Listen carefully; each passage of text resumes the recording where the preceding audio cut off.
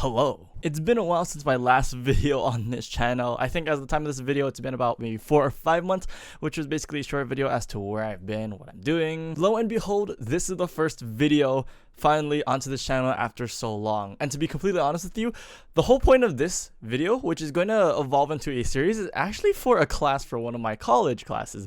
And it requires us to make a sort of specific type of series on YouTube, and I kind of want to make it public on this channel so that you guys are also probably able to learn a thing or two maybe from this video. So to quickly summarize what this whole series is going to be about, a while ago on my channel, I actually uploaded a video back when I was in high school, which was basically me telling you guys how I was able, as a student, someone in high school who didn't really take a class for 3D modeling or wasn't able to access any sort of course online or anything, how I was able to learn 3D modeling, or how I was able to basically go about learning 3D without no general direction, or rather without having to follow a course or whatever, and allowing you guys to know exactly how I was able to do this. And I'll link that video in the description below if you guys want to go check that out. But this series is basically going to be sort of an expansion onto that. I can't wait to upload more for this series. Sorry, this lighting is kind of iffy right now because it's like, what, 6 p.m. or something. But this video serves as the first episode to this sort of series. I know it's kind of out of the blue, out of nowhere, but so with that out of the way, let's just get straight to the point into the video and let's begin.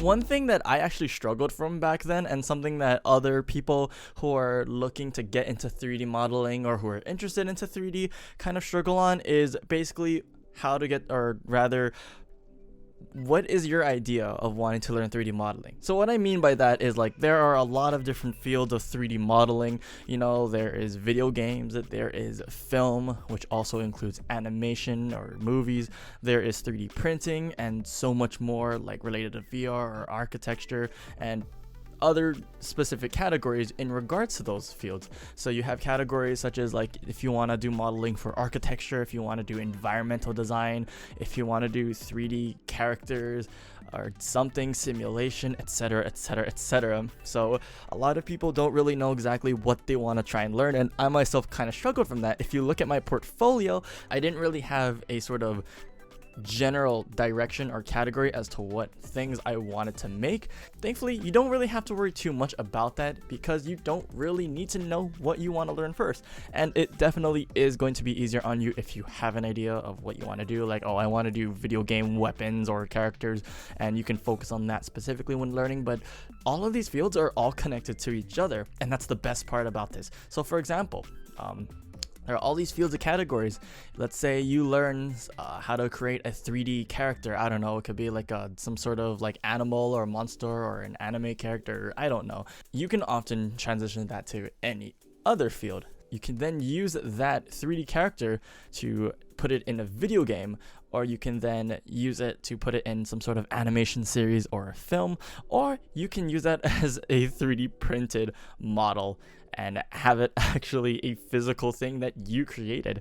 And on top of that, when you learn different skills on how to create a 3D character, those skills in that software, whatever software you choose, by the way, can transition to creating other things. So for example, you learn how to create a character, you can learn how to create an animal. And if you learn how to create an animal, you'll learn how to use different particle systems in your software and other realistic sort of things, and that can transfer into making an environment. So for example, when you make particles, like let's say you create animal or monster fur or even human hair, for example, those are part of a particle system which can then be used to create grass in an environment that you want. And then when you learn how to make grass or an environment, you learn how to make simulation, you can transition to that. Or when you learn how to create an environment, you can use that environment to use it in some sort of architecture visualization. And it's cool knowing that all of these transfer to each other, because when you learn one thing, then you can transition to another,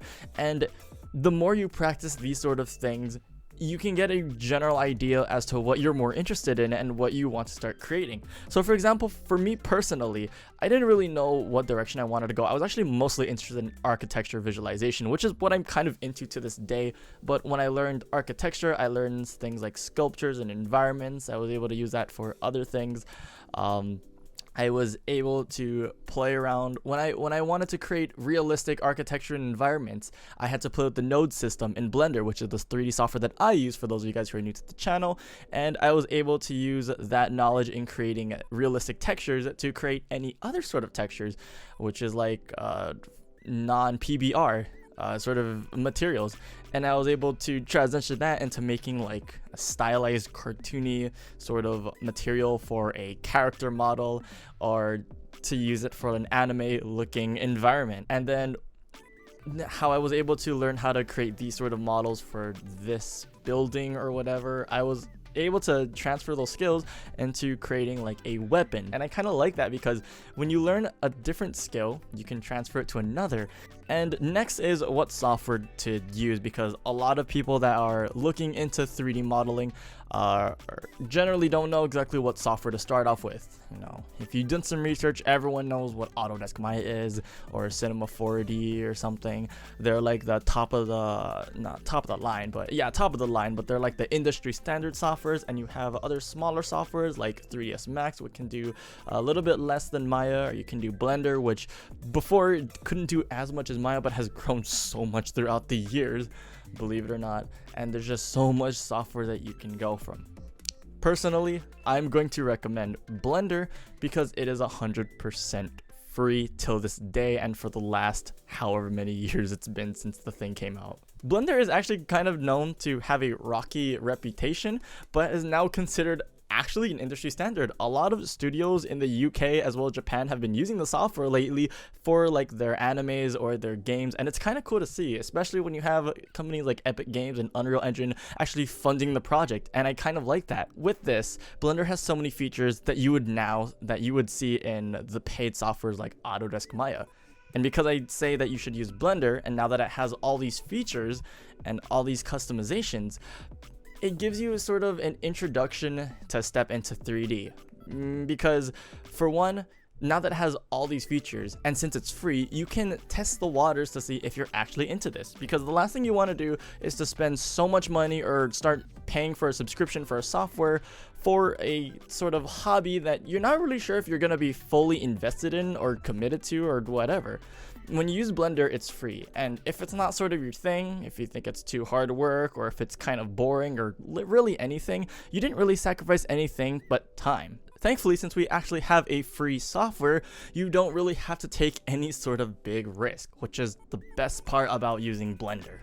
So with that said, it now leads to how do we get started. There's so many things into how you can get started, such as should you start watching walkthroughs on maybe YouTube, or should you start paying for a course to learn 3D, or should you try to look for a school that teaches 3D in person, or some sort of class in your high school or your college. And this is something very important, which I will touch more on the next video, because one, there's a lot of pros and there's a lot of cons to learning through a course online or learning through YouTube for free, and that is something that I think you guys should stay tuned for. Another thing that I want to touch on in this series is how you can obtain critical feedback when learning 3D modeling, because as someone myself who started in high school and not really through a course at the beginning, I made so many renders, and even practice renders and official renders. And by official renders, I mean like final renders of things.